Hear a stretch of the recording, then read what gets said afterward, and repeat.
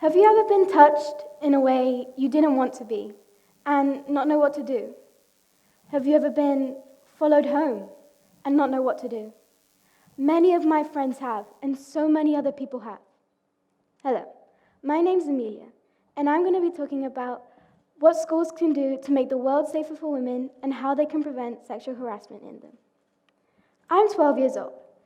Being only 12 years old means I haven't had to worry about my safety before because I've always had someone to protect me. Now that I'm older, I'm starting to worry about it.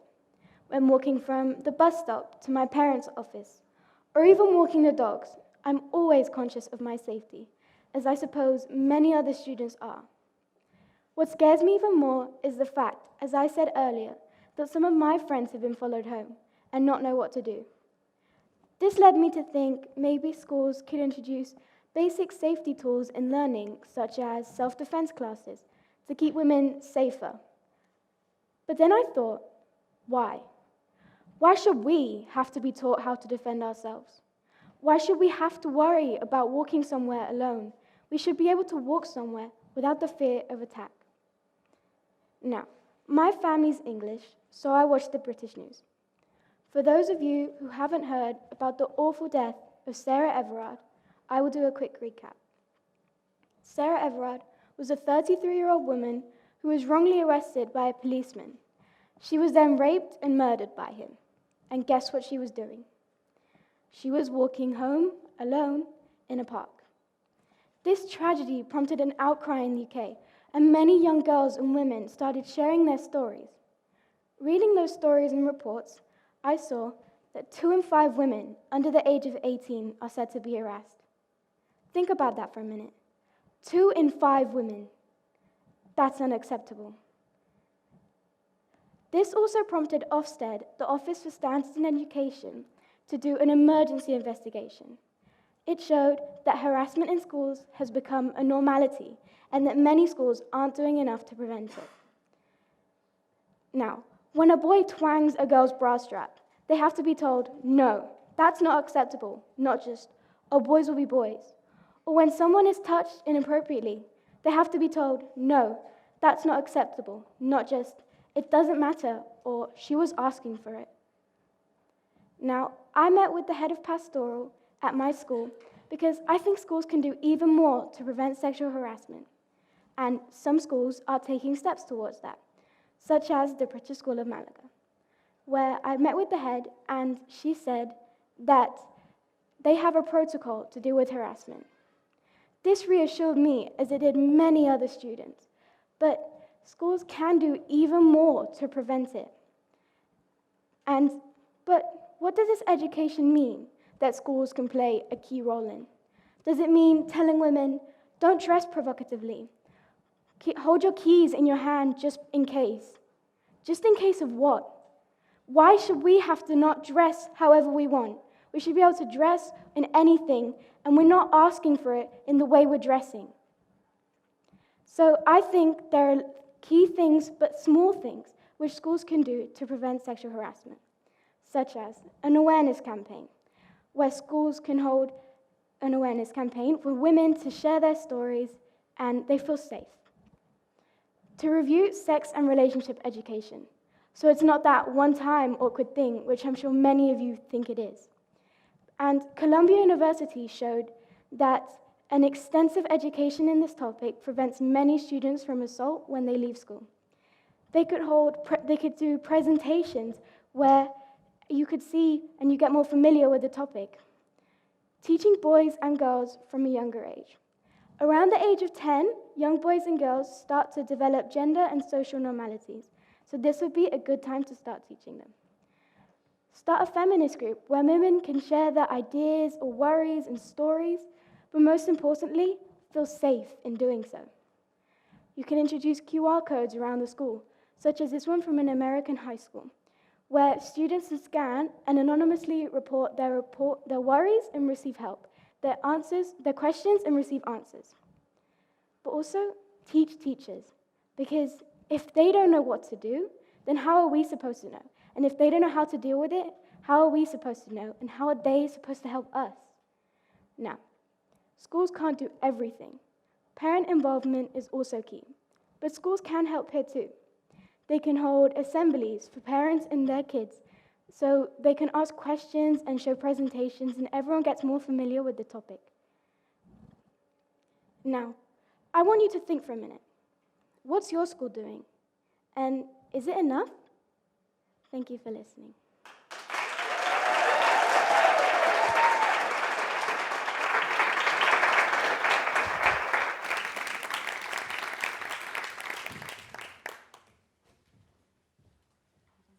I'm not her.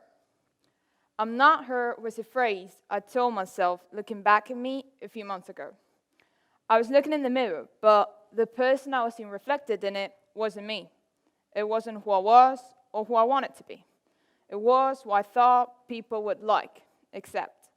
I was so scared about what other people thought of me that I had lost sight of who I really was.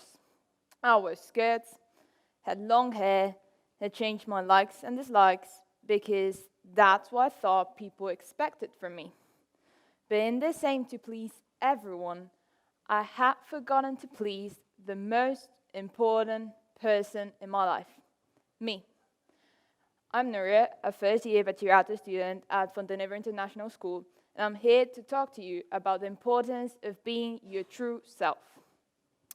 We live in a world based on stereotypes.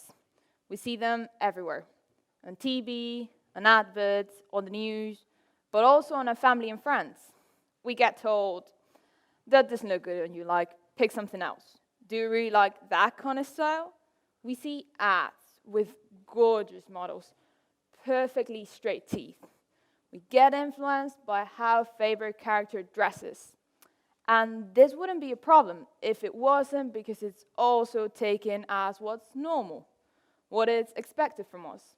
We become self-conscious of how we are and try to change it instead of embracing it because it's seen as strange, weird, different.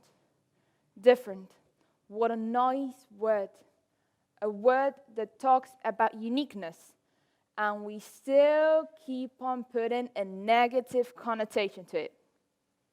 We seem to be much more comfortable generalizing. We're sorted into boxes, into a group with certain characteristics. From there on, you become the nerd, the popular one, the athlete, freak. The list is endless. It's easier, isn't it? If I talk about a nerd, we all see someone shy, an introvert, who's all day reading and studying. Well, I've been called that, and that's just not all of me. How can one word describe any of us as a whole? Just one word. However, we try to fit into the normal, except rather than being ourselves. We try to get other people to accept us, rather than accepting us ourselves. And why, you may be asking? Why do we need other people's acceptance? Because we're social animals. We need love and friends. And even though some of us may be pretty shy, we want attention.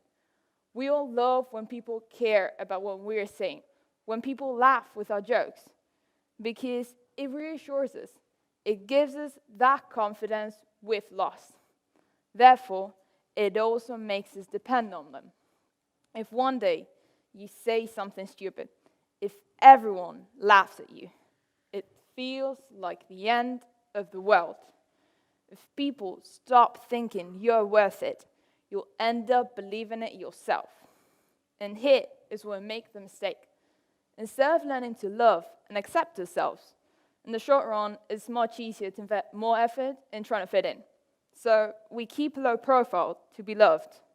But then, how are we supposed to get that attention we so desperately seek for if we become equal to everyone else? How are we supposed to stand out if we're the same? So I would like to ask each of you for a small favor, something we've been told since we were kids, but it seems to me we forget as we grow old. To have respect. And I'm not talking about saying your respective viewpoint. I'm talking about fully understanding and respecting it. I'm talking about not judging before you know. Because once you respect others, most of the irrational hate stops existing. when you appreciate the difference between each human being. We're all different, and we should be proud of our differences, not ashamed of them. So next time you need someone new, try to forget your preconceptions and see who they're on the inside, not only what they show at the outside. So respect others, but also respect yourself. Know and understand yourself, and get that person looking back at you to be who you want and not what society expects from you. Thank you.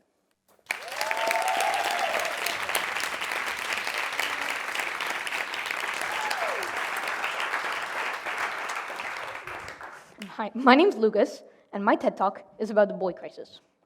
Before we begin with that, though, I'd like to begin by asking you all a question. Out of all of you here, how many of you have seen your moms cry more than your dads? Raise your hand up if you have. Okay, so, looking around, I think we would clearly see a difference there, right? People see their moms cry more than their dads. And that brings me to the issue that I want to address here today. Because when I say the boy crisis, I mean the recent problems that have been occurring which concern the mental health of teenage boys, and the secret enrollment of men into a system in which they are not allowed to express their emotions, forced into people's expectations of what they should and shouldn't be and act like. Now, why do I, and more importantly, why should you, care about all of this? Well, the story of how I came to be here starts last year. In my school, we have regular PSHE lessons, in which we all sit down and talk about world issues, which I think is pretty important, right? Now, at the time, we happened to be doing a topic on the mental health of teenagers, and I realized that most of these talks were centered around the mental health and violence that teenage girls face. So they were talking about sexual violence, social injustices, and just general things like that, right? Now, what ended up happening here is that while this view is very important, and there are problems that go on in this sector, we ended up developing a sort of bias where the boys would end up feeling guilty after these talks, right? Feeling like we were being accused of these acts, even though that wasn't the school's intention. And a lot of the boys ended up transmitting these emotions through anger and by not paying attention to the talks. I personally found this attitude very concerning, so I began to research the topic. And that's when I realized that this wasn't just an isolated case. Because across the globe, we are being haunted by a specter. A crisis that most of us don't even realize is occurring until it strikes inside our homes and in our families. It is an epidemic of depression and anxiety that most boys and men inside first world countries face, and it has grown into what many have come to call the boy crisis. Now, some of you out there in the audience may be thinking, gee, Lucas, this all seems very brass and unreasonable. I mean, when we have realized if boys just started to get depressed all over the place? Well, I think the statistics speak for themselves. A study here on suicide rates per gender in 2018 found that the suicide rate is close to 4 times higher for men than it is for women. And that statistic is only rising. Or how about a survey by the AARP, which shows that 1 in 3 men regularly feel lonely and misunderstood? I knew that there had to be a reason behind this, but I just had to find out why. And unfortunately, let me tell you folks, I didn't have to look for very long. First of all, to fully understand this problem, think of the images that we have of men in our society, right? The lone cowboy, the stoic warrior, the emotionless beast. In most cultures, boys are taught from a very young age to hide their emotions, to man up, to not cry, right? You've all heard it, the whole boys don't cry thing. What ends up happening here, though, is very subtle indoctrination of men into a system in which they are taught to keep it to themselves. If you try to talk about your feelings or about how insecure you feel, you're more likely than not be seen as a wussy or other worse things, which I can't say because I'm in a TED Talk. Now,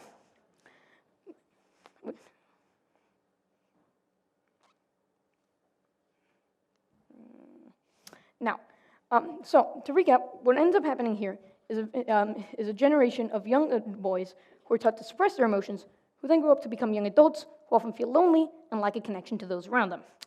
Add this up to the stress and confusion of teenagehood, by now I think that you can see that the boy crisis is something that we need to take seriously. So, on to the doing part. What are the solutions? Well, for one, spreading awareness. I know it seems cheesy, but telling people about the topic, your parents, your kids, your family, that's the number one solution to the boy crisis. just as it has been to many other social injustices before it. If people are educated on a matter, then they can move on to prevent the issue from ever taking place. So parents, if you notice that something's been seeming off with your son, that he's been acting down or overly anxious lately, ask him about it and get help if needed. And boys, I can personally assure you that talking about your problems is the best way to feel better about them. People aren't, if you're walking along the road and suddenly you trip and you break a leg, you don't just continue on with your normal day, right? You tell someone about it. And it's the same for this. People aren't going to judge you, and feeling bad isn't good. So if you feel like there's something that you need to get off your shoulders, please, please, please, go to someone you trust and tell them about it. And I know that it often isn't that simple, right? Some of you might not have somebody to turn to or a hand to pat you on the shoulder when you're feeling down, right? And if that's so, or maybe you just feel like just talking about it isn't going to get rid of your problems. And if that's so, I would personally recommend seeking professional help and not feeling ashamed about it. You are not broken, and there are hundreds, if not thousands, of people out there who are going through the same things that you are. So, and who want to help. But you will only find them if you have the courage to start looking. So, still not convinced? Let me give you an example on my part. Now, I naturally am a person with a lot of anxiety, right? And a year ago, I moved here to Spain during the COVID pandemic. Now, I hate change. And suddenly I found that my whole life was being flipped upside down. I was in a country whose culture I was unfamiliar with, in a pandemic which had completely changed millions of people's lives, and on top of that, I couldn't even go to the local McDonald's and order a Big Mac to feel better by myself. What a time to live in, huh? So, anyway, all of this change had me nervous to the point where even the most minor decision would make me go completely, have a panic attack, right? So my mom would ask me, honey, do you want ketchup or mayonnaise with your fries? And I would be like, would you please stop pressuring me? Now, while that may seem funny in retrospect, it wasn't that funny back then. And I ended up spending a whole year of my life in that state. Until eventually, I asked my parents about it, and I got help. My only regret, though, is that I didn't talk sooner. So, the point I'm trying to make here, gentlemen, is to talk to someone if you're feeling down. And to the others here, if a guy comes up to you and asks to talk to you about something, don't just shrug it off. Be understanding and take him seriously. Because every time that you do, we won't be one step closer to changing the world's attitude towards men and to solving the boy crisis. Thank you.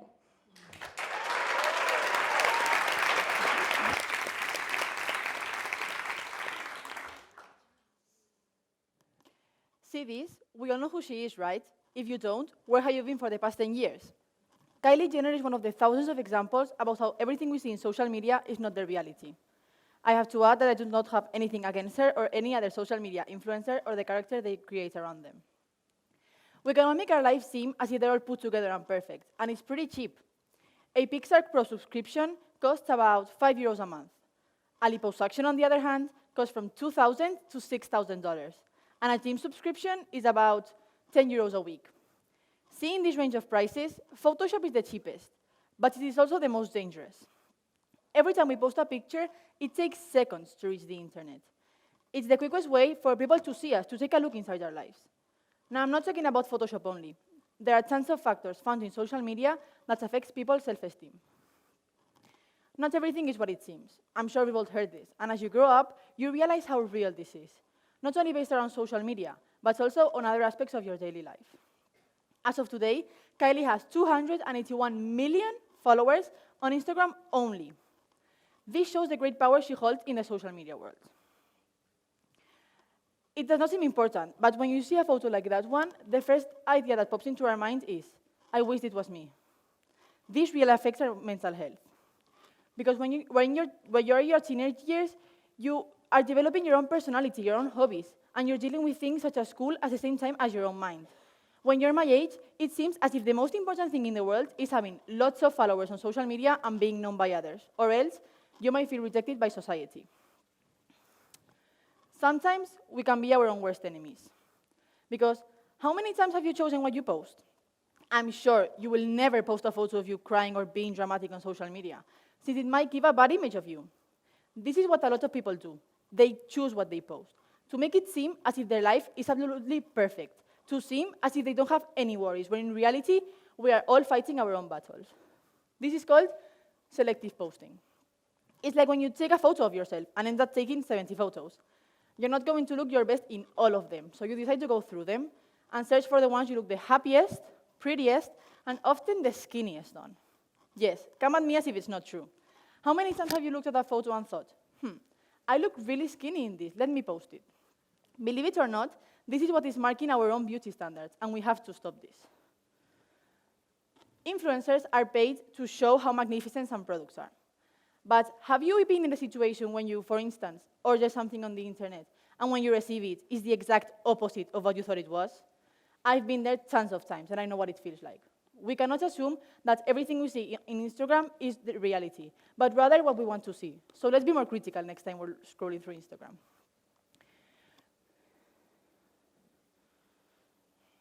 Wait. We fool ourselves because we're the first ones doing those things, such as choosing what we post. And then we're the first ones that let ourselves fall in the lives of others, thinking that what they are doing is much better than what we are. Okay, I think it's enough beef towards Kylie for today. Let's talk about other social media influencers. I did a sort of experiment. I went on the internet and I searched up influencers. These are the images I got.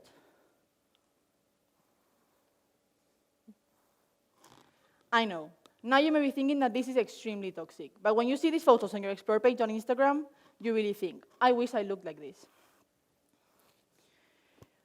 It's incredible that some of them are billionaires, and it's all because of us. Why, may you be questioning? Well, we're the ones liking and commenting on their post of their perfect dresses, marvelous trips, and perfect diets, and at the end of the day, thanks to us feeling miserable about ourselves, they are living their best lives. This is incredible to say, but think about it. Do you know how much money they're gaining from our likes and comments on Instagram? There are people making a living out of this. See, we are a pretty hypocritical society. We are the first ones who say, oh, influencers don't deserve the money they have, or they didn't work for this fortune. And then we're the ones liking and commenting on their posts. We feed them. Without us, some of them wouldn't have anything. So, what do they do with this money, you may be questioning yourself? Well, one of the things that most influencers do when they gain this tremendous amount of money is plastic surgeries. How do you think they have that hourglass body and porcelain face? Photoshop is not the only way out of making yourself look different, you know. Photoshop is temporary in a way, whereas plastic surgery is changing yourself forever. I can understand that being exposed to more people on social media can make you more insecure, since more people are pointing scars about you. But there's people that start modifying their body so they can create these perfect beauty standards we live around. And they do so. They definitely do so. They manage to set up beauty standards at colossal levels. And at the end of the day, we imagine these images that are impossible to achieve without their help. And we think that this is how we should look like. But no, it's impossible to look like this. There's another important factor that people tend to skip when talking about bodies, and that's genetics. People may have a genetic who makes them gain more weight than usual or gain weight at a slower pace, and that's totally fine. The thing is, we have to start normalizing this. I'm sure we've all talked to someone who we want to look like. For instance, they have blue eyes, or they're taller than you, and they want to look the exact opposite. Let's use me as an example. I have a friend who is quite short and is really skinny, and she always tells me how she would kill to gain a few pounds and inches. Even if you gain weight or lose weight, people are still going to comment on your looks. So the best thing is to be comfortable in your own skin, because at the end of the day, you will always have people commenting on your appearance. Now, I'm going to need your help. Think about the perfect person for you, or even better, for society. You can comment with the ones on your side.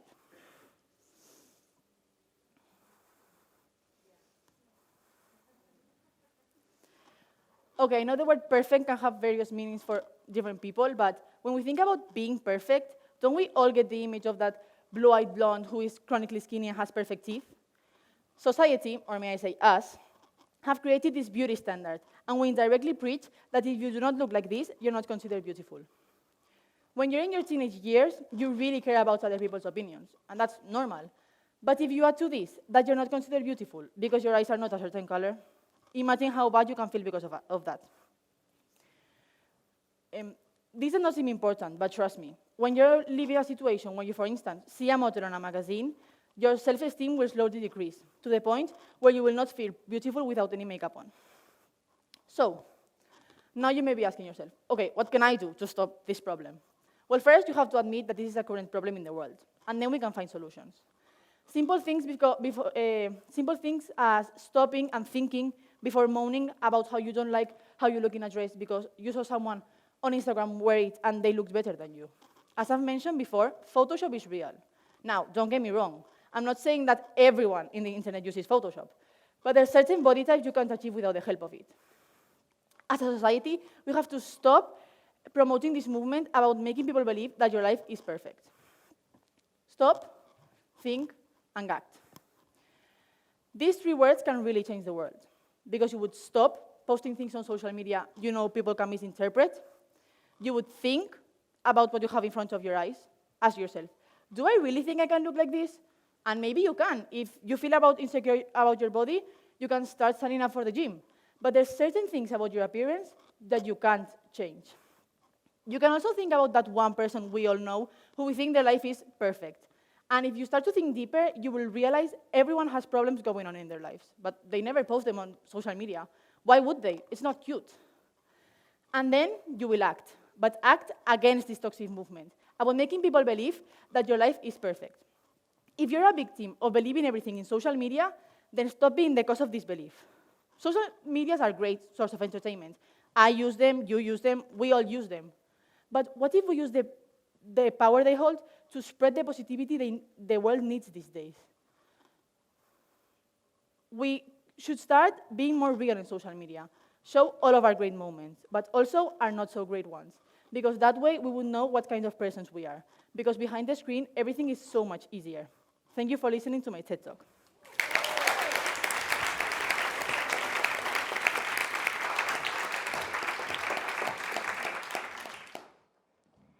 How many of you are worried about the future generations? Well, I am. Sometimes we forget that when we die, the world still goes on, ruled by our future generations. Hi, I'm Rebecca, and today I'm here to tell you a story that tackles important themes. You might be asking yourselves, what is so special about this story, Rebecca? Well, the answer is that it is a story narrated by who looks at the present and the future with worries, but also with hope. I don't know if you're going to share my message or if you're going to ignore me, but my only goal is to invite you to think. In these school years, it happened to me as if it were a game, to imagine people that I met and hung out with as animals. I met slow and late turtles. I met chatty and repetitive parrots. I met cheerful and silly monkeys, and I met lazy and funny sloths. But when I look at the outer world, I can but see 2 types of people represented. Young people, labeled as young and innocent lambs, and political and economical leaders labeled as old and cunning wolves. And do you know what lambs become when they grow up? They become sheep. And what do sheep do? They follow. While the lambs look at the world with wonder and confidence, the wolves build new fences and provisions. While the lambs ask guarantees for their health, the wolves rob every resource available. And while the lambs demand hope for their future, the wolves throw away the goods of all. I listened to the lambs ask for a clean world, for a more breathable air and less polluted oceans. I looked at their eyes while they were talking, and I saw hope. I listened to the wolves' promise for renewable energies, for the reduction of harmful gases, and for the use of recycled materials. I looked at their eyes while they were talking, and I didn't trust them. I saw lambs locked inside their fences, asking themselves the reason of all of this suffering, asking themselves if things like this could eventually happen again, and I watched fear grow inside of their souls. I saw wolves inside their lairs, discuss on how to face what it is as well for them unknown. I didn't see them change. Wolves don't know how to change their nature.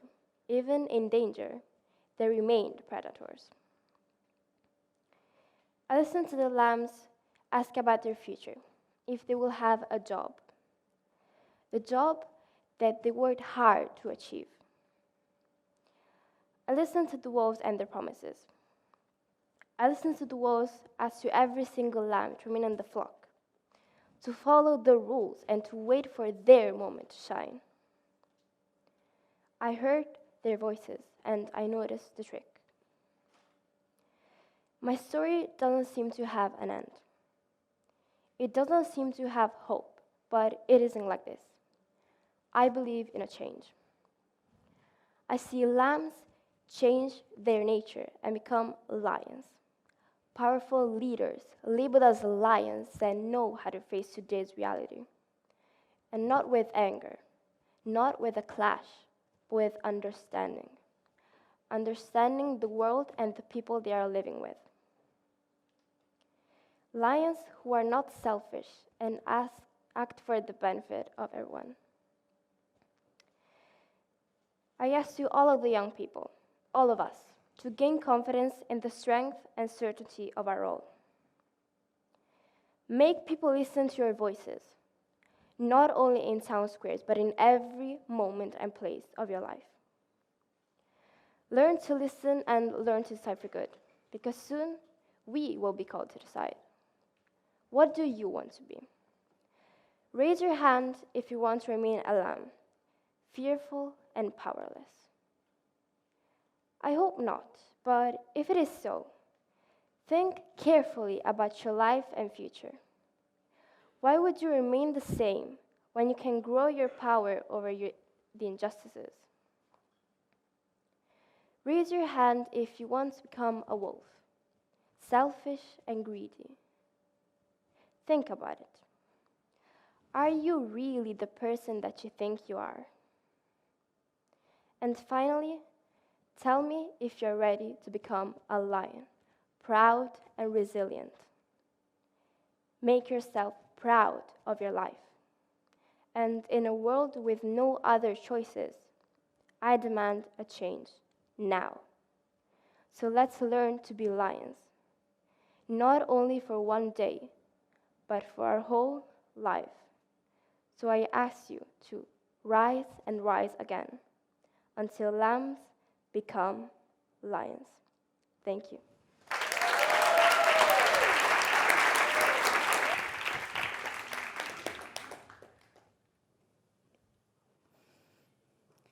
When you compare this picture and then me, you can probably just tell the difference between my looks. The difference between a little girl and a 16 years old.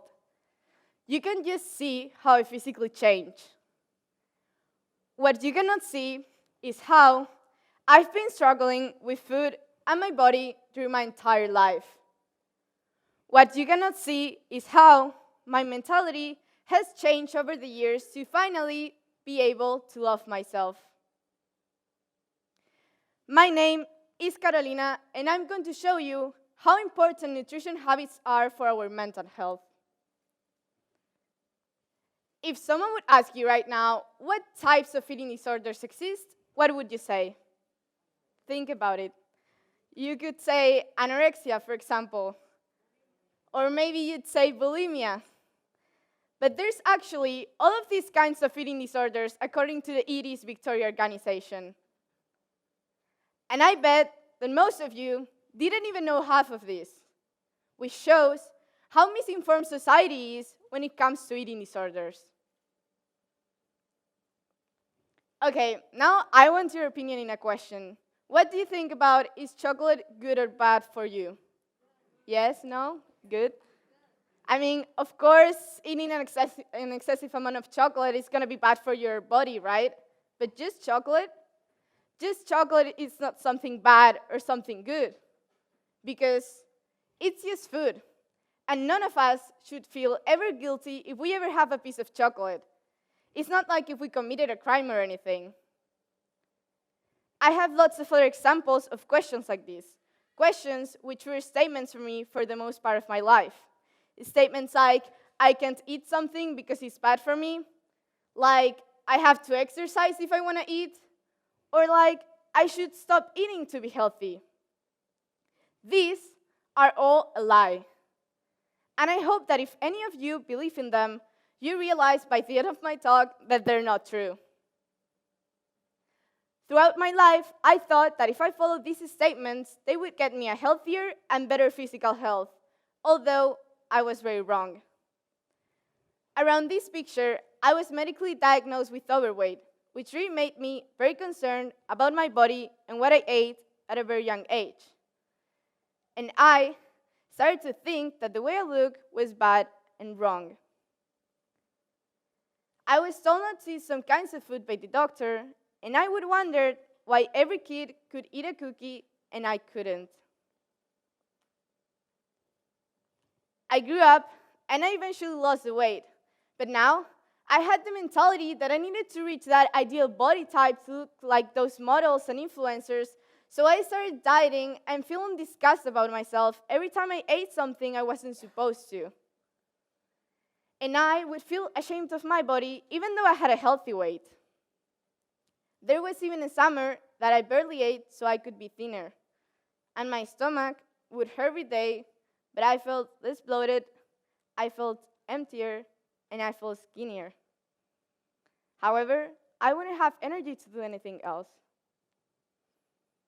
And luckily, I realized that this was not a healthy behavior, and I started eating again and focusing on my mental development, and I actually started to like myself. Later on, I moved to the US and I gained 10 kilograms. My diet changed a lot, and I was also eating my emotions and feeling repulsed about myself.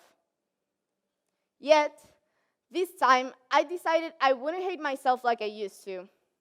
Firstly, I had a weightlifting class and I felt stronger than ever. And secondly, I learned that I deserve love just like everyone else. And when I came back to Spain, at the beginning, I wanted to go back to the way I looked before. But then I realized that I shouldn't be ashamed of my body because it's the one that allows me to do all my daily activities, and that I should love myself regardless of my weight because I'm a good person, I'm strong, and I like the way I am. And here is when I started my journey of self-love. Like my story, there are thousands of stories of people who are dealing or have dealt with eating disorders. Take a look at these percentages. 26% of people with eating disorders attempt suicide. 50% of teenage girls and 30% of teenage boys use unhealthy weight control behaviors. 89% of girls have dieted by the age of 17. And only 6% of people with eating disorders have been diagnosed with underweight. These percentages show us how present eating disorders are in our society and how important it is to take action. And it's important to take action because furthermore, they can cause several mental and physical illnesses like reduced bone density, menstrual disturbances, or anxiety, depression, and self-injury. This is why today I would like to share 3 tips with you guys. They are very easy to understand, and these tips have helped me overcome my eating disorders and love the way I am. And they might help you too in your day-to-day, regardless if you have an eating disorder or not. 1, change the way you talk to yourself. Be your own best friend. You wouldn't call someone you love ugly or force them to stop eating. Therefore, don't do it to yourself. 2, erase diet culture rules from your head. Listen to your body. You have to know that no food is bad or good. You should eat whenever you're hungry and eat foods that fuel yourself and give you energy. It's all about balance and listening to yourself. And 3, social media is fake. Stop comparing yourself. Don't believe everything you read on the internet. And we should all have the mentality that we are always beautiful because of our differences. And these are what make us unique and special. And when looking for information, use reliable sources. And now, how do we make the percentages I talked to you guys about before into this percentage, 0%? Well, I believe education is key. I think we should teach kids at school how to have a good relationship with food. We should teach them about love and respect to every physique, types of eating disorders, how to communicate when they need help, and the importance of physical and mental health. According to UNICEF's 2019 study, 87% of the global population has primary education. Imagine how many people we could save from falling into eating disorders if what I said was part of the educational system. And moreover, several professional institutions like Mayo Clinic state that familiar and parental support is essential for an ED recovery. This is why I think we should encourage parents and adults to learn about the same things. This way, kids are raised in a healthier environment, and children and parents are able to help their children if they ever develop an eating disorder. And I believe that this little girl would have felt less confused if someone would have taught her that she still deserves love regardless of her weight. And it would have helped her a lot later on in her life if she knew how to deal with eating disorders. And believe me, she would have really liked to know that trying to reach that ideal body type could really damage her mental health, which is just as important as having a healthy body. And this is something that we should all be concerned about, that our physical health is just as important as our mental health. And now that you've been listening to me for probably the past 8 minutes or something like that, do you remember when I was talking about the chocolate? Do you remember when I talked about the statements and that I said that they were a lie? Well, do you know what I do with lies? I throw them away to the trash. And I think that this is something that we should all do with those things that don't provide anything to us. And remember, it is okay to feel that you're not enough, but you still deserve love and respect from yourself and from others. Thank you so much.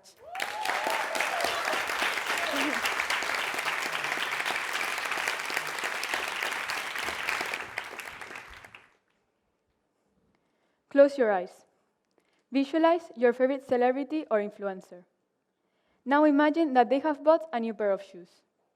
Raise your hands if you would like to go and buy those shoes. Exactly. Same thing happens with food. Good morning, I'm Ana Maria. I study at the British School of Almeria, and today I'm going to talk about the influence of social media on eating disorders. Social media influences our day-to-day activities, or just simple things, like the clothes we're wearing, the phone we own, and most importantly, how and what we eat.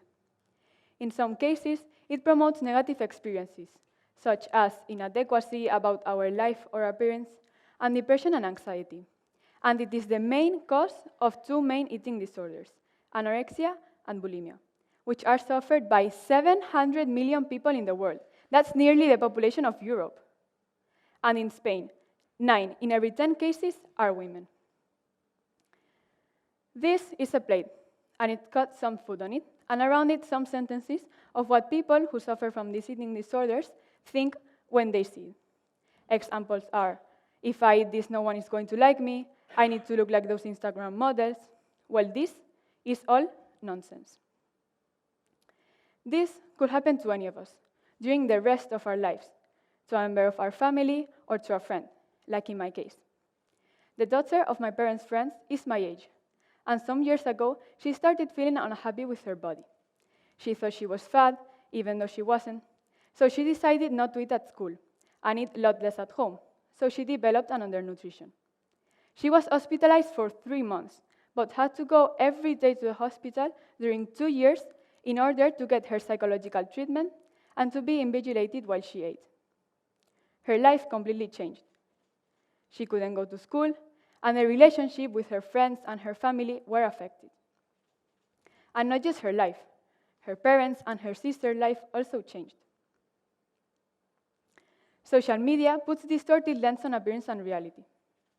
You see this photo. What do you think? Why not me? Why do I not look like that? I want to have that body. This develops overthinking and dissatisfaction with our bodies, leading to anxiety or depression, which is mostly what causes these eating disorders. There are 5 main characteristics on social media which affect them, and I'm going to explain now. 1. An unrealistic perception of body image. The National Organization of Women of America found out that at the age of 17, 78% of girls are unhappy with their bodies. Social media shows models, athletes, celebrities only at their best, with professionally taken photos and a lot of editing. But adolescents, mainly, are very easily convinced that what they see on their screens represents reality. The Wall Street Journal studied the case of a girl who developed an eating disorder and had a very clear idea of what led to it: her time on Instagram.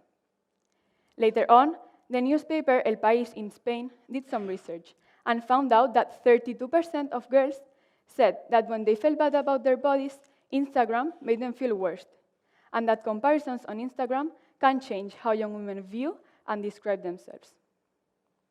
2. Placing less importance in person interactions. The ease and consistency with which we can connect with someone online provides a false sense of togetherness. And this can be especially worrying on teens who suffer from an eating disorder, as instead of going out and making real-world connections, they are prioritizing the more shallow and comfortable route found on social media. According to a psychology magazine, Clementine of the United States, 42% of teens admitted that social media distracts them from the time they could be spending with friends or family in person. 3. Feelings of exclusion. Social media can very easily make us feel excluded. Seeing our friends doing something fun without us, or even seeing total strangers appearing to have a great time, can make us feel left out. Feelings and thoughts along the lines of "I'm not pretty, good, thin enough, or they will have invited me" can lead to destructive behaviors, such as binge eating and then regretting it, or not eating at all in an attempt to fit in. 4. Cyberbullying. Social media platforms allow bullies to go much further, often lie about their identities and pressure teenagers into not telling anyone what is going on, which develops depression, feelings of low or no self-worth, social anxiety, and fear, massive contributors to eating disorders. 65% of people who suffer from an eating disorder said that bullying contributed to it. And 5, easy access to pro-ed communities. These are the communities that encourage the behaviors related with eating disorders, calling them lifestyle choices and vehemently denying that they are mental illnesses. That famous gum people say will make you slim, or those recipes with what they only consider healthy food, encourage these people to believe it's true. Psychologists are treating people with these eating disorders. But what can we do to help and prevent more people from suffering them? First, and most important of all, is the nutritional education. Psychologists, nutritionists can go around schools giving talks about how important it is, the food and the quantity we eat for everything, in order to correctly educate the children and stop them from believing everything they see on their screens. Another important topic they can discuss is the emotional relation with food. Some people may not eat because they are feeling tired, or eat a lot because they are feeling bored, and this will develop an unstable relation with the food, which in the future can lead to an eating disorder. Second of all, social media platforms can make a contribution to it. As they put warning signs for violent or sensitive content, they can put warning signs for certain filters that will make your body look totally different, and for those platforms with information, videos, or recipes which are not reliable. Therefore, less people will access them. And as I encourage social media platforms to do this, I encourage all of you also. You can put flags or just take the filter you've used on your posts. So this way, more people will see how some things are fake and they shouldn't believe in everything they see on social media. So, remember, as the expert in TCAs and dietitian Pablo Ojeda says, I think we are, at times, confusing acceptance of the body with health. Acceptance of the body is essential, necessary. It is vital for the person, whatever their size. Thank you.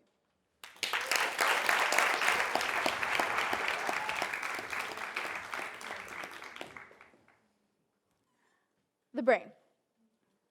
A fascinating, unique, and peculiar thing. And the topic that I'm going to be talking about. Specifically, I'm going to focus on the difference between the brains of men and women. A controversial topic in the scientific community. Men's brains are generally larger than women's. Does that mean that men are generally smarter than women? Well done. Spoiler alert, no, it does not. But before I get into all of that, let me briefly introduce the organ that I'm going to be talking about. The mysterious, alluring, and complex structure of nervous cells that houses all of our inner thoughts and feelings. Talking about nervous cells, how many neurons do you think we humans have? A. All good guesses. A. 1 million neurons. B. 50 million neurons. Or C. 86 billion neurons. Think about it. Well done. Good answer. The correct answer, and most of you were right, is 86 billion neurons. Crazy, right? So neurons are basically the MVPs, or most important players of the brain. They transmit electrical impulses, aka information, between the different parts of the brain, as well as between the brain and the rest of the nervous system. I have 3 brothers, and being the only girl of the family, I've always wanted to relate to them and be like them. However, being the, extremely competitive person that I am, I also wanted to beat them and be better than them at everything we ever did. Yet it seemed like I was the one who was always lagging behind. I was behind them in everything from sports to schoolwork. I was the slowest, the clumsiest, and the one who always lost their temper during a seemingly frowning game of Monopoly. I was behind them in everything you could think of. This is where my interest in neuroscience comes in. I wanted to find out more about the brain and what made me different from my brothers. I wanted to know what the difference was between the male and the female brain. As a young kid, one of the hardest things for me to understand was the concept of fractions. How could there possibly be a number between 0 and 1? Inconceivable! So, my mother decided to explain this mysterious phenomenon using a pizza. She proceeded to divide it up into several different parts and explain it to me. After her explanation, my little brother proceeded to poke his head out from under the table and ask for an eighth of the pizza. Just by listening in, he had managed to grasp a concept that was well beyond his years. Well, it took me several days, 3 pizzas, and a pie to grasp the same concept. But wait, hold on. I was the one who was older and bigger. So logically, that meant my brain was larger, and that meant I was smarter. Right? Well, as it turns out, a bigger brain doesn't mean more intelligence. Typically, the bigger the animal, the bigger the brain. Here, you can observe a size comparison between the brains of several different species. Each species has its own unique brain structure. And as you can see, we don't exactly have the biggest brains. In fact, animals such as the bottlenose dolphin, the African elephant, and the sperm whale actually have bigger brains than we do, yet we're smarter than they are. Let's get back to the big question. Men are, on average, bigger than women. Therefore, on average, they have bigger brains. However, this doesn't mean they are on average, this doesn't make them smarter. There are no significant differences between the IQ scores of men and women. And a 2015 study by University of Vienna found the brain volume actually has very little to do with the intelligence of an individual. So bigger isn't always better. My brothers were always tinkering with things, breaking them apart and examining their insides. Old computers, TVs, calculators, and other gadgets. Mum always had to lock away her hairdryer, while Dad always hid the remote controls. At 10 years old, my little brother built himself a PC from scratch, from different parts that he bought. The older ones also built their own computers. You see, I'm the one with a regular old MacBook.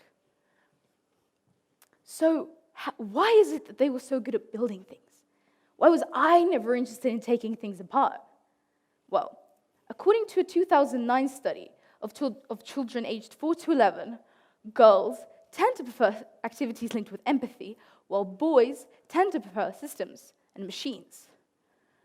Other differences I've come across while doing research were that women have a thicker cortex.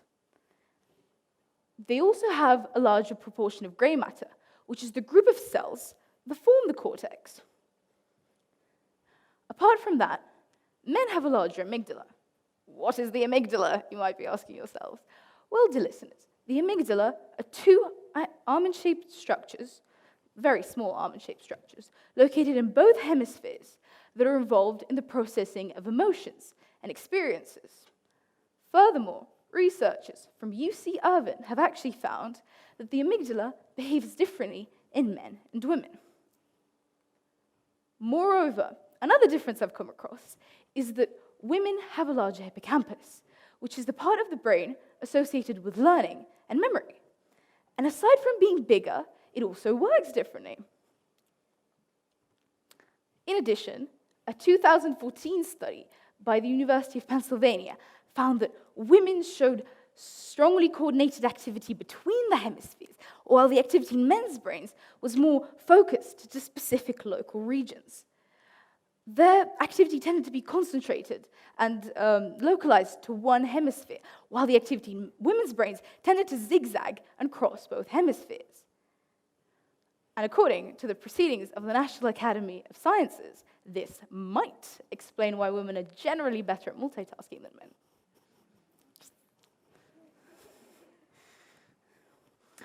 These differences that I mentioned don't imply that one is better than the other. They don't.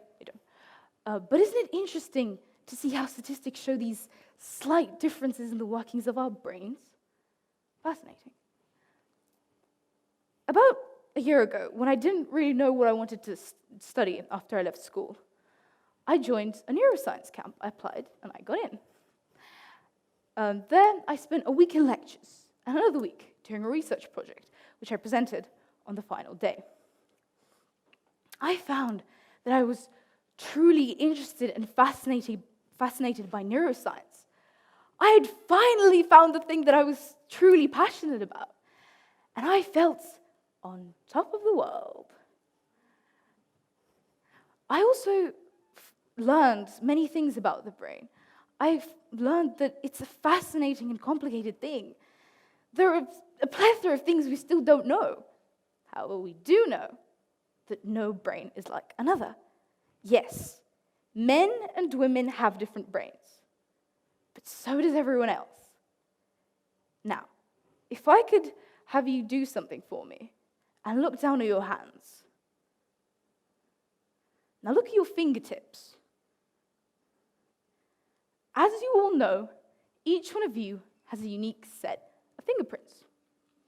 But what if I told you that each one of you also has a unique brain?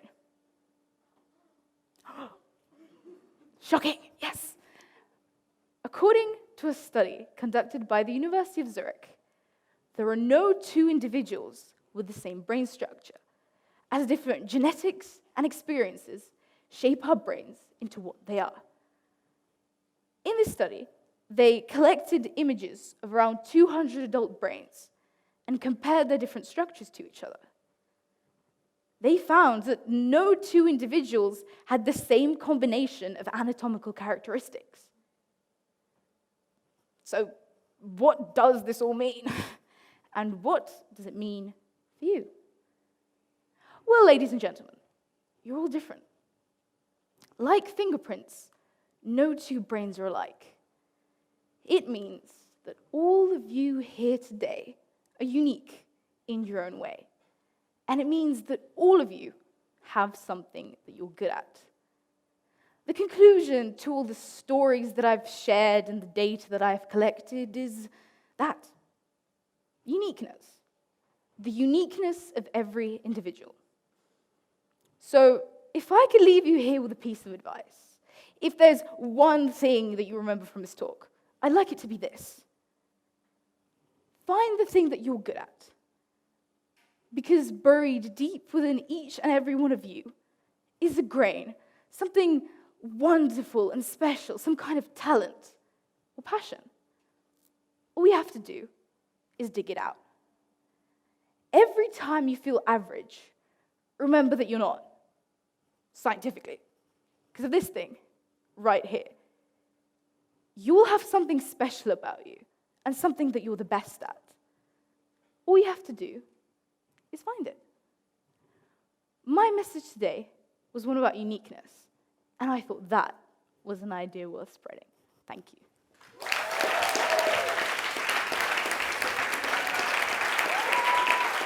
Thank you.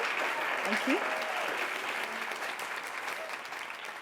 Hello, everybody. How are you? How is your TEDx experience going? That's nice. So, you know, the general topic of this TEDx event is Young Voices, Big Ideas. And we are really discussing some awesome ideas. But I am sure that as young people, and, well, everybody here, at least once in their life, they have tried to come up with an idea that will be so great that it will change the world completely. But then you start thinking and thinking and thinking, and it looks like it's impossible. Our mind is blank. So what is the problem? Are we just not good enough, like the big figures in history, to change the world? No.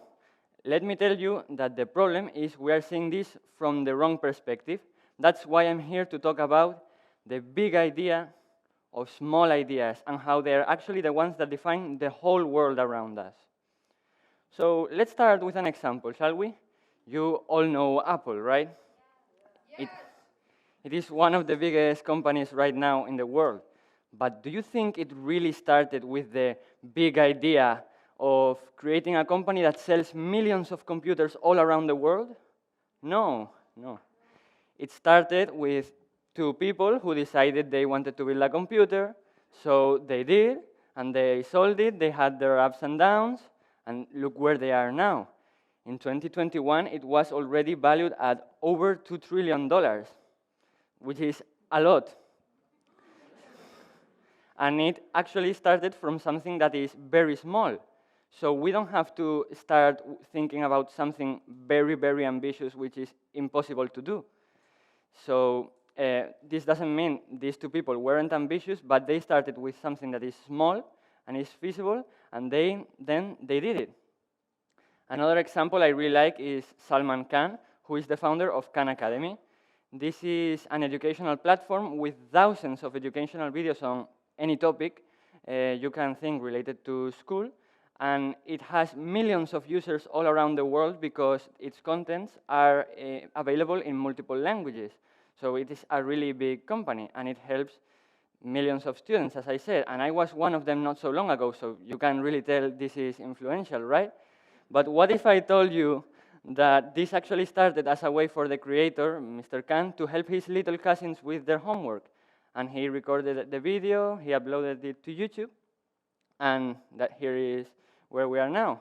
So again, it started from something small and feasible, and it grew. So when you want to think of something that will change the world, you can be ambitious, but you have to start small.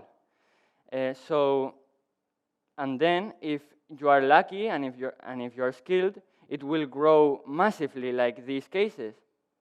But what happens if I am not lucky or skilled?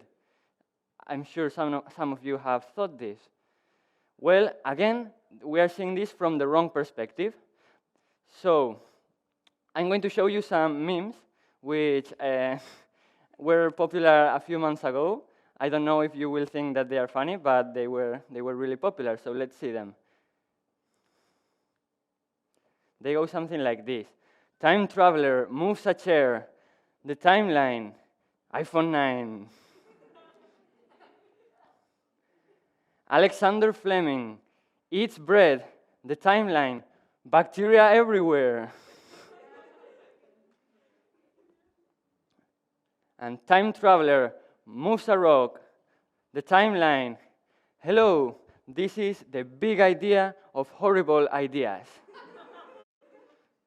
So of course, these are just memes. They are not a proof of what I'm going to say, but I think they reflect something we all know deep inside, that small actions can actually make the difference.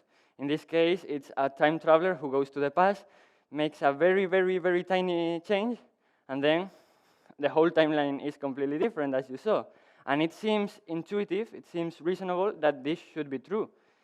So let's see another example. If we could represent our life as a sequence of arrows that lead us somewhere, which are the actions we take, and we made just a very small tweak, do you think it would really go back to where it started, just because the tweak was small? So, say, if the first day I met my best friend, I had said, hello, what's your name? I am Jaime, nice to meet you. Instead of, hello, are you in this classroom? I need the homework, please. So the difference is only 5 words, but this is going to change your first conversation with this person, which doesn't seem very important. But if your first conversation is different, then your whole relationship with them is also going to be different, likely. And if you have a different relationship, then your whole life will change, which will in turn change the life of people around you, and this changes the life around people, around the people around you, and so on. So the effect is actually exponentially growing. It goes to something completely different. And I'm sure you all know this as the butterfly effect, right? So now I would like us all to, by the end of this presentation, we are all going to come up with an idea that is feasible, and we're actually going to do it. And for this, I'm going to tell you a personal story that might help you see what I'm trying to tell you. So I have always known I love science and programming and math because I like solving these kinds of problems. But if 3 years ago you had told me that another one of my passions would be teaching, I would not have believed it. But it all started when I was researching a topic, and I thought it was really interesting. I had to share it with my classmates. So I spoke to my teacher, and I organized a small presentation, and it was good. It was a small presentation. But from that point, I just started loving doing this, because teaching, at the end of the day, is like sharing. And I think everybody loves sharing because we are human beings. That's why when we are excited about something, we always tell our friends, look at my new high score in this video game, amazing. Or look at what my mom bought me, it's so cool, right? We always want to share the things we love. And all of us here have something that we think is amazing, but nobody talks about it. So that's why teaching is great. We can share these things, and I think many more people should do it. But right now, I would like you all to close your eyes. Please close your eyes for 10 seconds or 20. I will tell you when to open them. No peeking, eh? So I would like you to think about the thing you love the most. It's that thing that every day when you get home, you want to do it. What is it? Wouldn't you like more people to know about it? So open your eyes. I don't know what you thought about. Maybe the best action you could take related to this thing you love could be teaching, like me. Or maybe it could be anything else. The possibilities are endless. In my case, I decided, after some more presentations I did relating topics I like, I founded a computational science club in my school. which actually mixes all of the things I love: science, math, programming, and of course, teaching. So it went from a small presentation to this, and who knows what the future holds. And right now, we are learning a lot about programming. We have learned how to program in Python from scratch, which you might think is a bit complicated. After all, I'm sure many of you are thinking, what is this? But it's not really so complicated. It's actually the same reason why, for example, most people in the UK don't speak Portuguese. Not because it's super hard, but because they don't focus on it.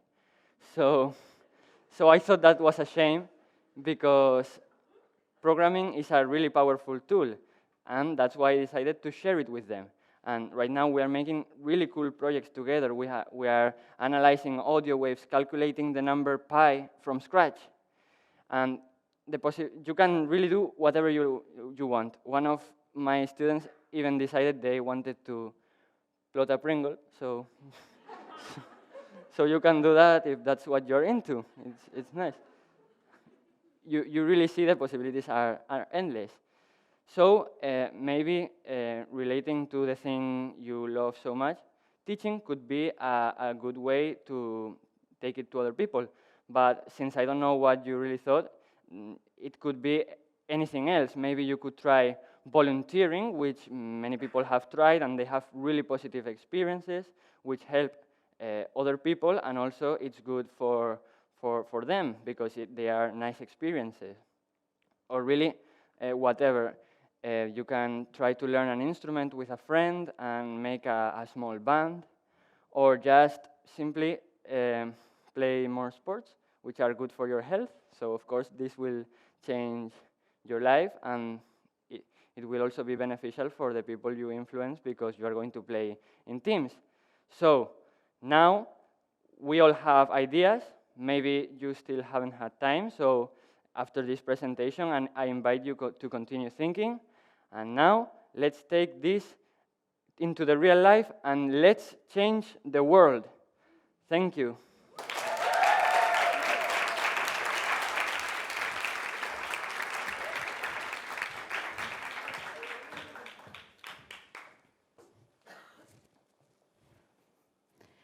Bricks. Insignificant, right? Well, they're everywhere we look at, but still go unnoticed. These are the foundations of our cities, ranging from that plain blank wall to the construction of the Fifth Avenue. They're even commemorated in songs. Pink Floyd, talking about you. So this evidences the fact that the most insignificant can be very meaningful. And this is what I want to tell you about. Hi, my name is Teresa, and I come from Newton College. So we as human beings oftentimes feel insignificant because we don't do big things or make massive changes. But this is by no means any close to reality. Let's be honest, we are utterly insignificant to the physical universe. I mean, 1 in 7,900 million people. But fame or being known shouldn't be our main goal, because this is by no means going to offer us that happiness we so desire. Our generation has been raised to believe that insignificance is something that we should be afraid of, when it really shouldn't. Carlos Strenger, a Tel Aviv University psychologist, demonstrated that after the fall of the Berlin Wall, a few decades ago, this idea of fearing insignificance raised in society. This idea of being nothing in others' eyes, of not knowing if our life is worth living. But how do we know if this is true? How do we know if our life has value? Well, according to Strenger, this depends on our innate tendencies to compare ourselves with others. We tend to do this so much that some studies have demonstrated that in work, for instance, we don't care about our personal earnings anymore, but we do care if our colleagues earn more than what we do. So bricks. We would be these. We could even consider a 99% of the population to be such. Likewise, we would have buildings, people who have managed to get a name in society. Important people. But something we have to understand is that perspective is essential, because you will always be young in someone's eyes and old in someone else's. Talented for one person and terrible for the next. A brick to some, and buildings to others. Now I have a question for you. Do you know who these people are? These are buildings. My buildings. They're the people I really care about. Because in the end, the difference between me and Taylor Swift, for instance, is that I am a building to these 6, while she is a building to hundreds of thousands. So, if we go back a couple of years in time, we will realize that the world was much smaller, meaning we can currently compare ourselves to so many more people. And in many cases, unrealistic processed marketing products, which, thanks to social media, are absolutely everywhere. The thing is, we live in a period in which humanity is too busy ranking individuals according to net worth or celebrity status, rather than focusing on their actual achievements. Now I ask you, who would you like to be like? I asked this exact same question to a few of my classmates, and their answers varied from Gordon Ramsay to Michael Jordan to Nicki Minaj. And so we compare ourselves to them. Rich, handsome, successful, or simply famous. And this is leading to an exponential increase in the health crisis. According to a study published by the Journal of Abnormal Psychology in 2019, anxiety cases amongst teens have risen by a 71%. Major depression by a 69%, and suicide rates from children varied from 15 years old to 21 by a 56%. As the bricks that we are, both special and insignificant, we always end up comparing ourselves with these buildings. We look at the people we want to be like and end up confusing admiration with aspiration. And finding happiness will be impossible until we realize that we cannot all be buildings. It is simply impossible. So, I know that we all have our individual expectations, but what I'm trying to say is that they might be wrongly set. So my advice to my generation is simply endeavor to be yourself. Aim to become your own hero, because the only great person you can become is the best version of yourself. All the great people have already been taken.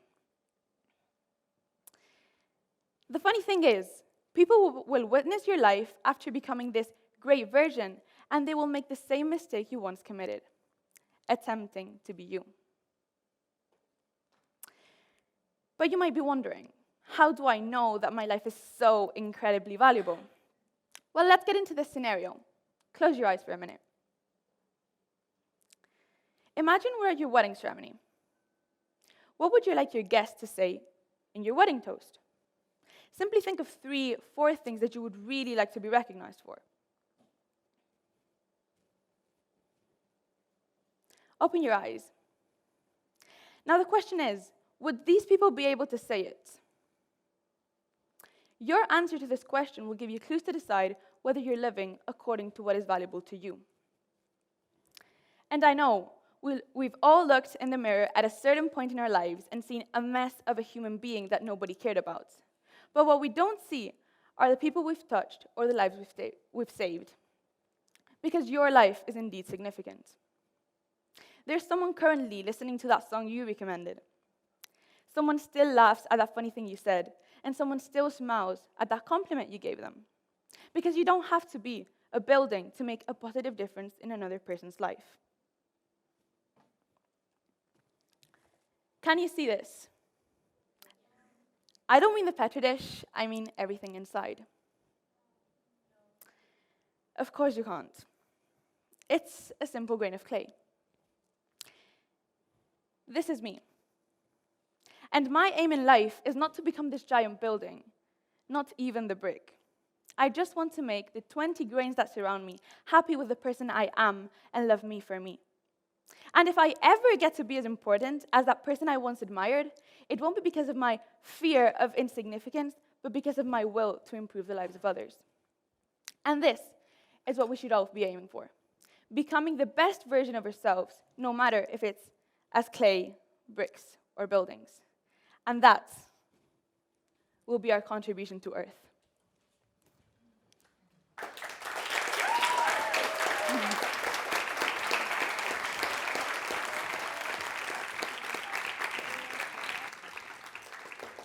And I'm going to ask you all to do something a little bit strange.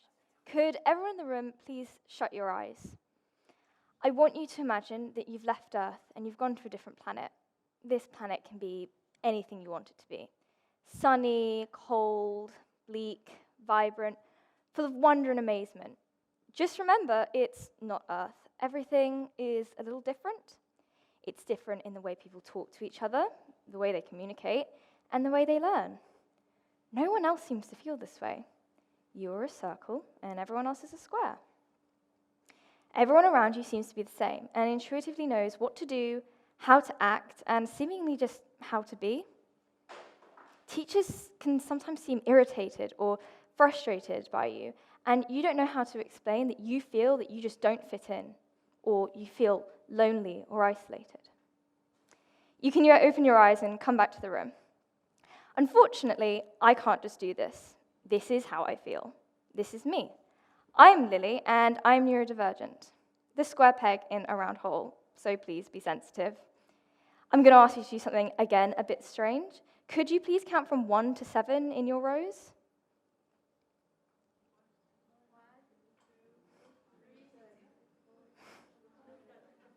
I know maths can be challenging for me too. What was your answer? 1, 2, 3, something like that? Well, the reason I asked you to do this is because this is an accurate representation of how many people in the UK are neurodivergent. 1 in 7. That's a lot, isn't it? For some context, 1 in 7 people between the ages of 10 to 19 will face mental health problems. Now, I'm sure everyone here is aware of mental health and might know strategies to help, but has anyone here heard of the term neurodivergent? No. Okay. I'm assuming because you haven't heard of it, you wouldn't know any strategies to help me and the 1 in 7 others. Well, neurodivergence is an umbrella term, referring to anyone whose brain is considered a general anomaly to the general population, who are considered to be the neurotypical. However, we are considered to be the atypical. Anyone who has dyslexia, dyspraxia, dyscalculia, autism, or even ADHD, just to name a few, are considered neurodivergent. The reason you might not have heard of this term is because it is so complex. Back on those planets you imagined, you were the neurodivergent. Everyone else was neurotypical. And the reason society was the way it was is because the person, or majority at the time of its founding, had made it so. This is exactly the same as Earth. The world was made for the neurotypical. It's actually really interesting to think how, if someone had ADHD had set up society, how it could look today. Would we be more aware of cognitive load or fidget toys? It's also important to think about this because someone with ADHD could really thrive if society had the right concessions in place for them. Because there are concessions in place for a neurotypical person in work, school, society generally. Unfortunately, these are seen as the basic requirements. Because of the lack of knowledge to do with neurodivergence, there's a lot of miscommunication and stereotypes surrounding them. For instance, some neurodivergents, mostly people with autism, are considered to have no communication skills. They might not share your communication skills the same way you might not share theirs. At school, we learn all sorts of skills: English, maths, science. And this is typically the age that someone who is neurodivergent will learn the skills they need to help the neurotypical population understand them. But because these are still skills and they're still learning, they're not perfect yet and are likely to run into one or all 3 of the following problems in their academic life. The first is bullying.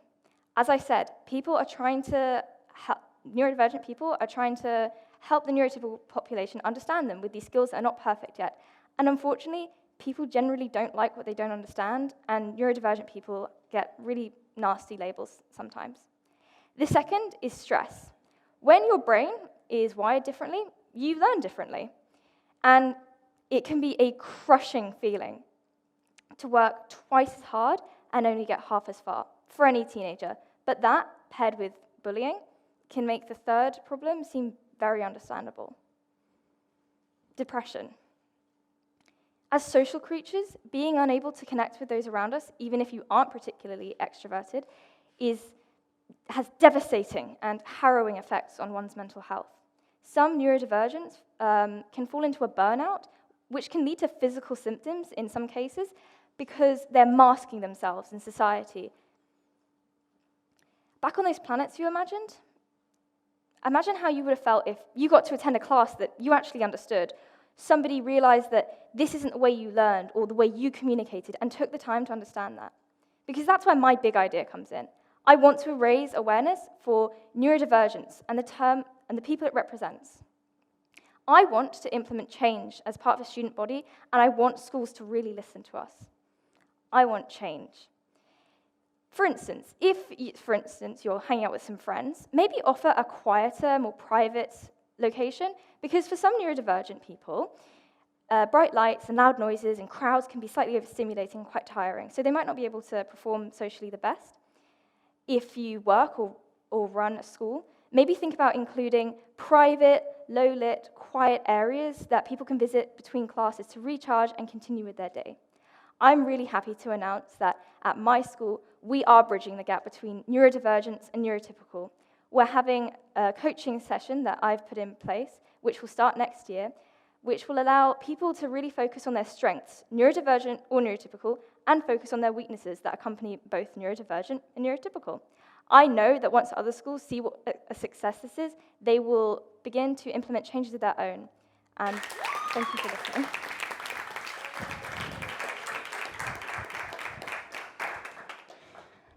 Hello, everybody, and welcome to my talk.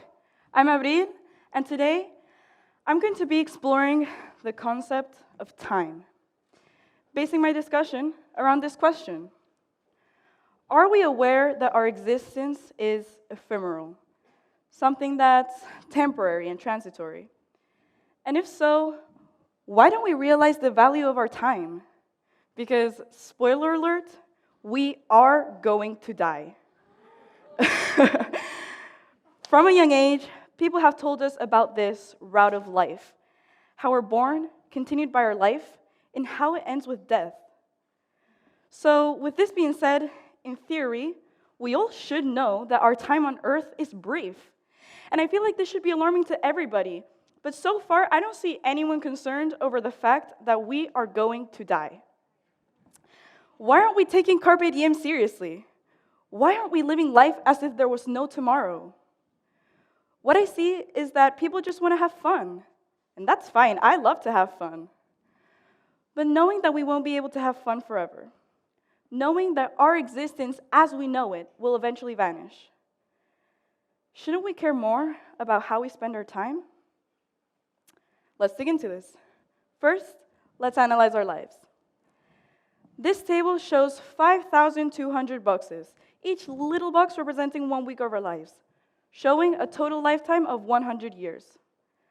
There's quite a lot of boxes, right? If we're even lucky enough to live for that long, 100 years. Well, let's take into consideration that most of us here sleep for an average of about 8 hours a day, equivalent to 1/3 of our day. Let's also take into account that all of us here work or go to school for another 8 hours, more or less. So between work and sleep, we have already consumed 2/3 of our day. And there are even more ways in which our time is gone, through eating and commuting, for example, leaving us with approximately 4 hours a day of free time.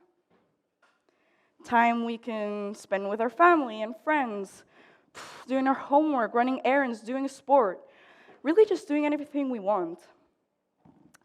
But 4 hours is a very, very limited amount of time. Yet it's still very manageable. But when we put it into this table, suddenly we realize that there aren't that many boxes. I'm 16 years old, and I have already consumed all of this time. If we also consider that we consume most of our time through distractions like social media, I mean, Hands up if you've used your phone in the past hour. Come on, hands up. Yeah, look around. Just take a look at your daily screen time, and we realize that we have practically no time left to accomplish our dreams. These could be life projects like marrying, traveling the world, starting a business, I don't know.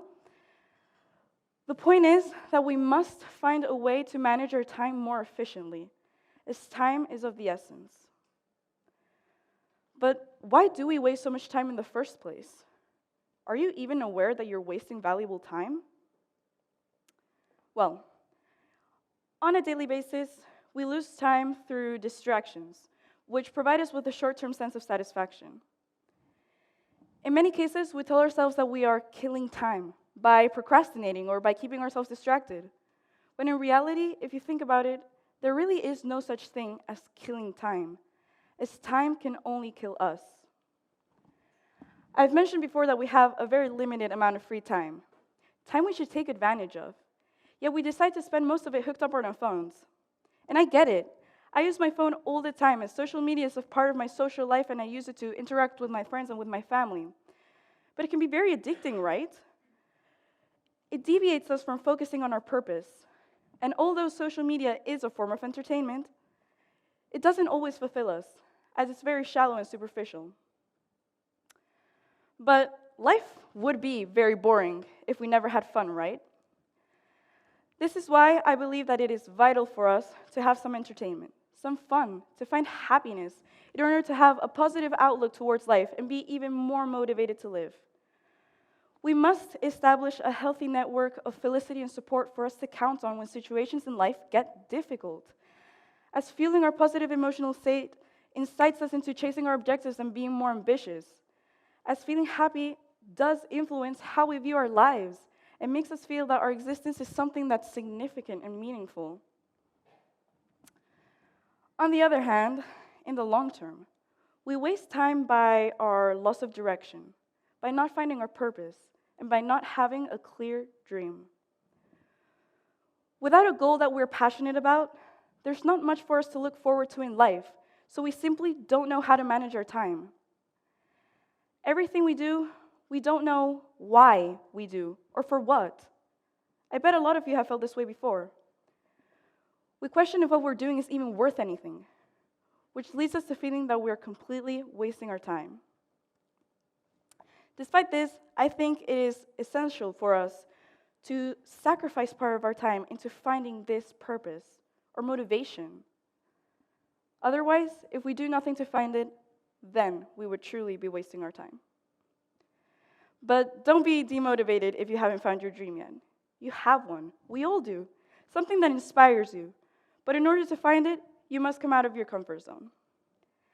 And to be completely honest with you all, I'm still in the process of finding my dream.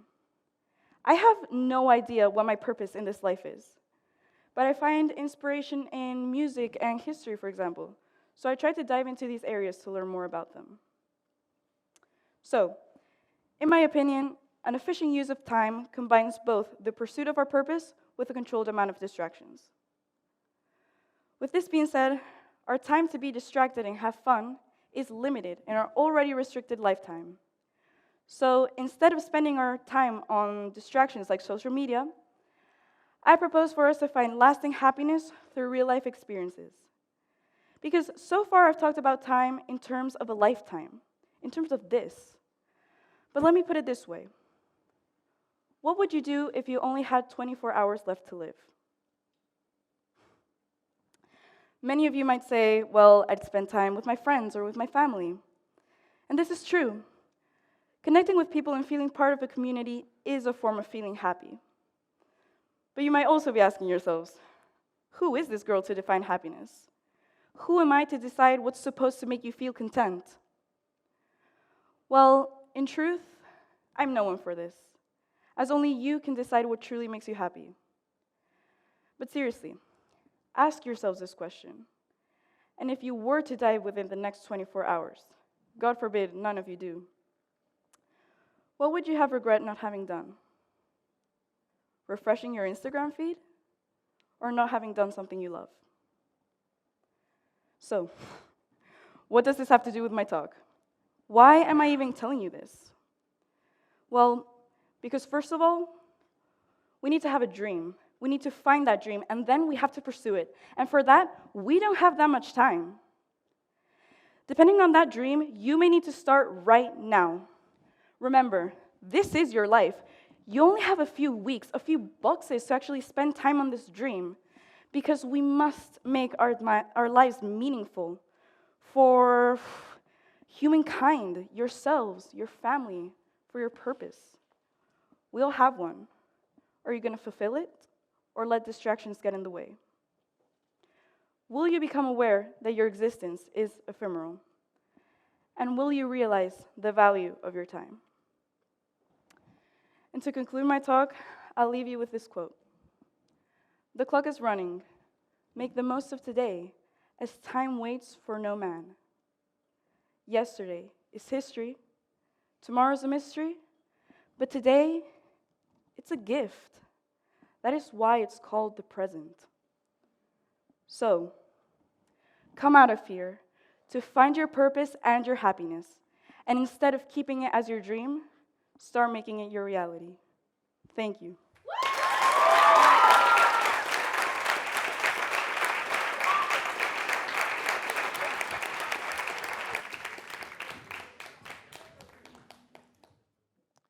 How many of you know more than one language?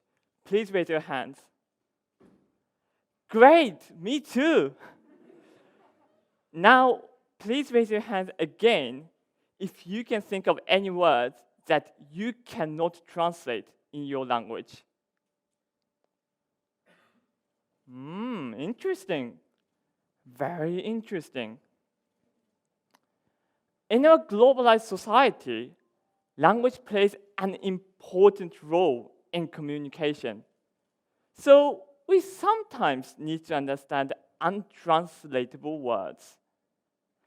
As a Japanese student in a British international school who has lived in Japan, Russia, and Switzerland and experienced 5 different languages, I had a lot of moments when I struggled to understand untranslatable words.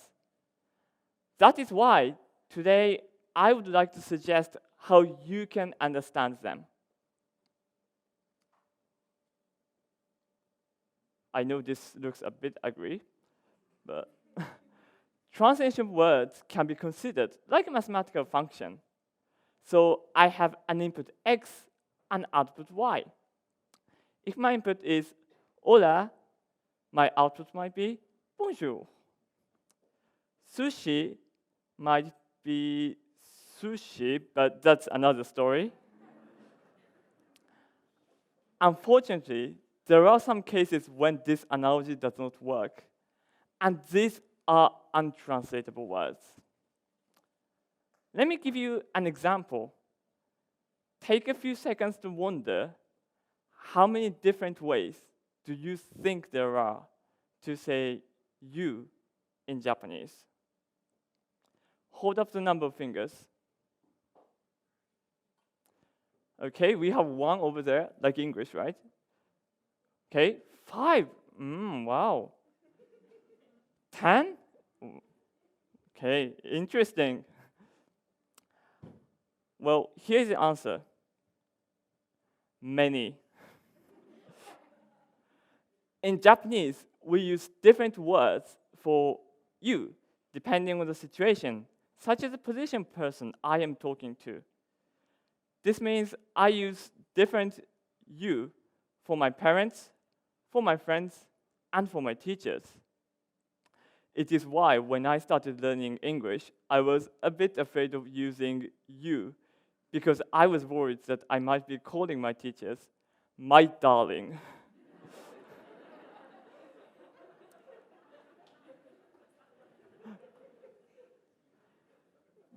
These types of untranslatable words have proper translations, but there are just so many that it is difficult to pick the most suitable one.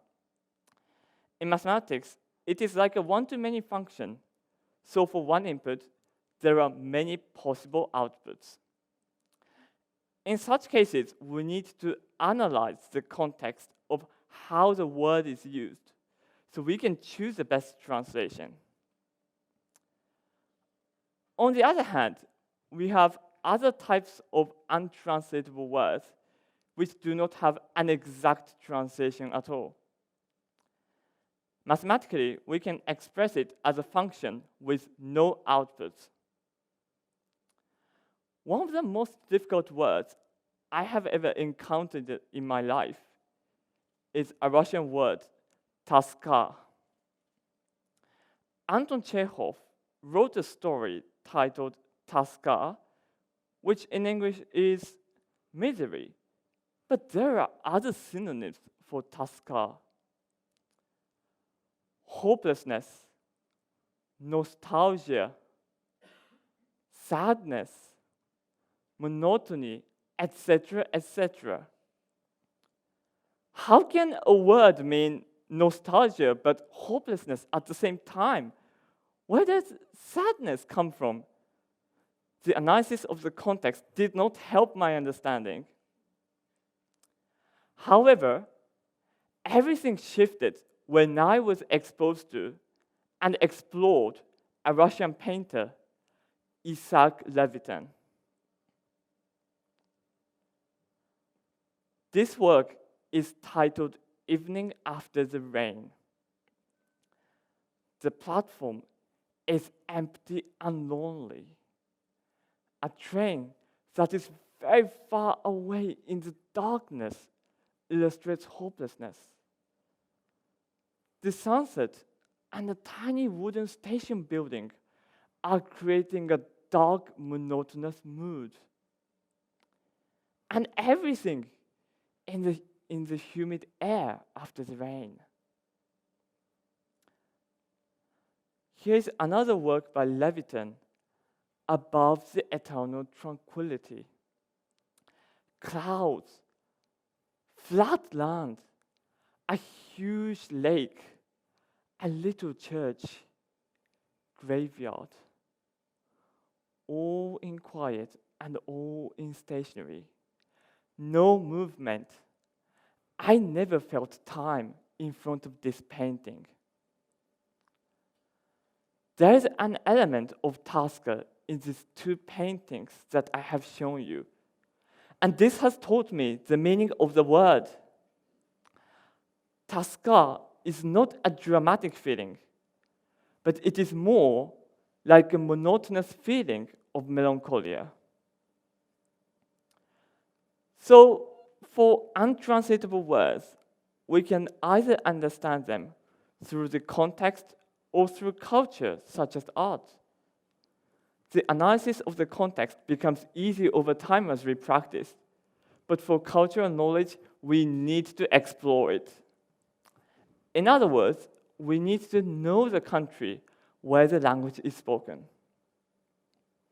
If I say Japan, many of you might think of anime, ninja, or people eating rice for 365 days a year, but they are not enough to understand the country.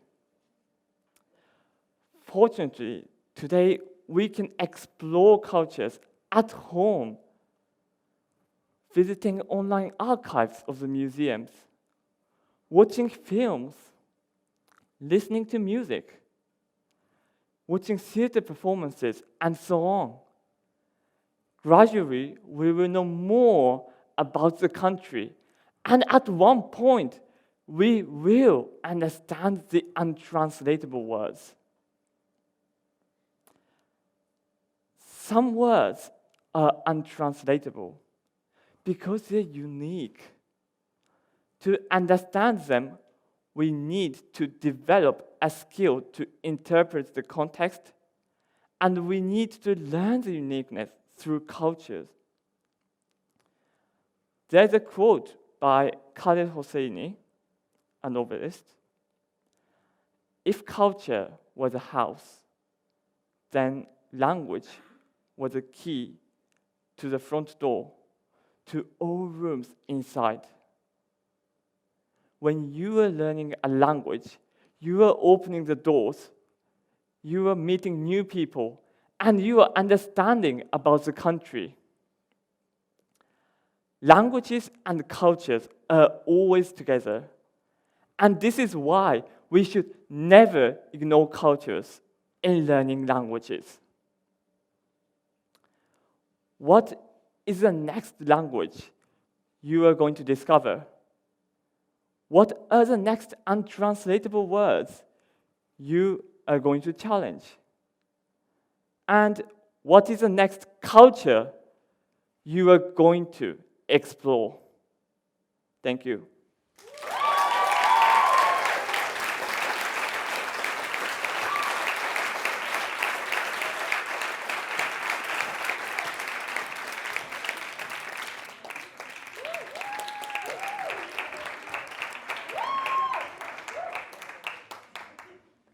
How many times have you heard an adult saying how horrible teenagers are?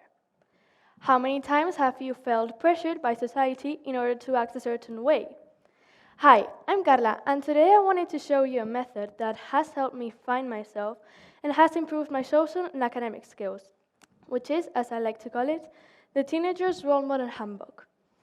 I just turned 16, and considering I've been studying in my school since I was around 1.5 years old, I have basically grown up with most of my friends, and together we have gone through many different experiences and phases while growing older as a big family. With that being said, I can guarantee you that adolescence is by far the best and worst at the same time. After facing all of these issues, I'm confident I have discovered the key to a successful teenager experience, which is being unique and your own person, and that is what I want to focus on during this talk. My method consists on 6 steps in order to be a role model for future generations. Step number 1 is valuing yourself. Self-esteem should always be your number 1 priority, for one simple reason. You can't expect others to respect you if you don't value yourself. You are the most important person in your life, and you must never forget that. I know for a fact everyone has their own insecurities. I, for example, used to hate my hair.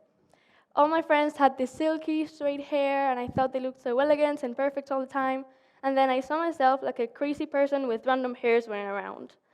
I knew it was impossible for me to try to have straight hair like my friends without permanently damaging mine.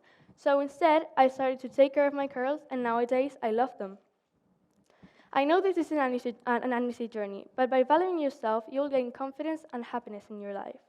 And this doesn't only apply to physical appearance, but also to personality.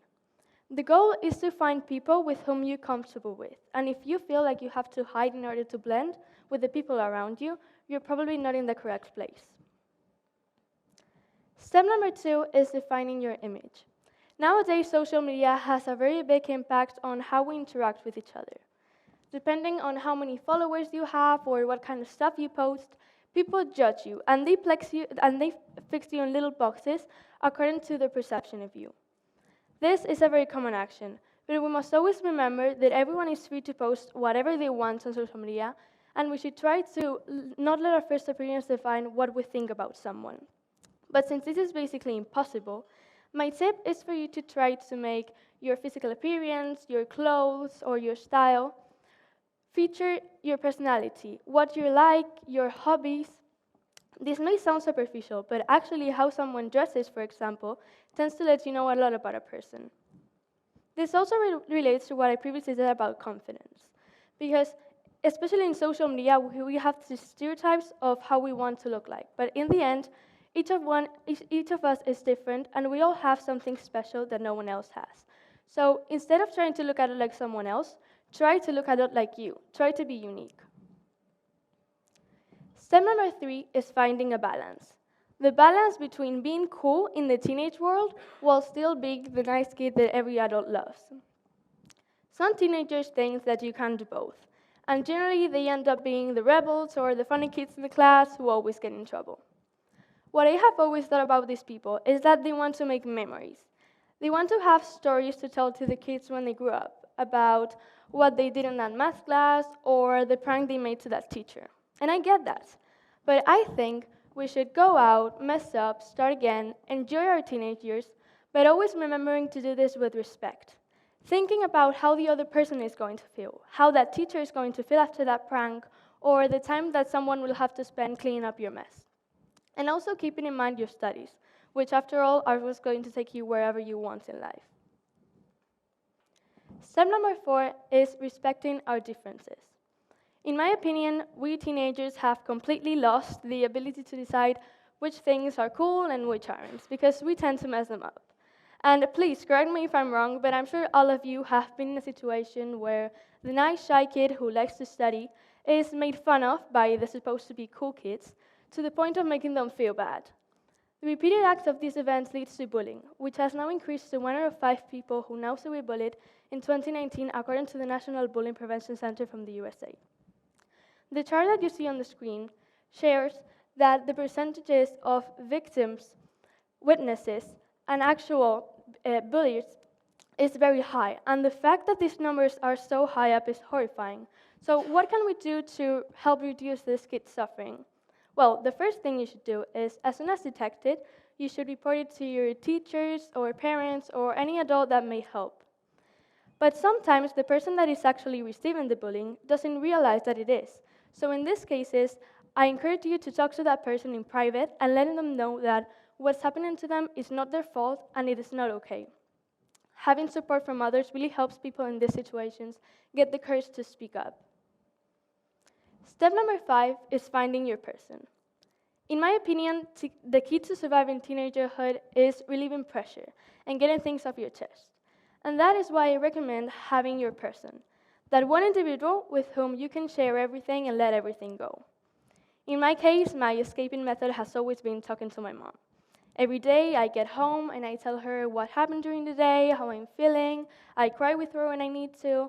I know for a fact if I didn't have her, I wouldn't be able to keep going on after every inconvenience. And that is why I always encourage young kids to talk to their parents and let them know what's going on in their life, because it has worked for me. But I know I'm very lucky to have this relationship with my mom, and that most teenagers don't have this type of relationship with their parents. But it doesn't have to be them you have to talk to. It can be a close friend or another family member, but still there are people that feel like they don't have anyone to talk to. But you're not alone. This is why I want to normalize going to a psychologist. I think as a society we have a preconception about what seeing experts mean, and we tend to associate it with bigger problems. But in the end, having someone that listens to you and actually knows how to help you can really make a difference, because your problems are relevant and you are not alone. So to wrap it up, be a bright teenager, respect others and respect yourself. You're young, intelligent, and full of energy, so don't let criticism stop you from being your best version. And in order to be everyone else's role model, you first have to be your own role model. Thanks for listening.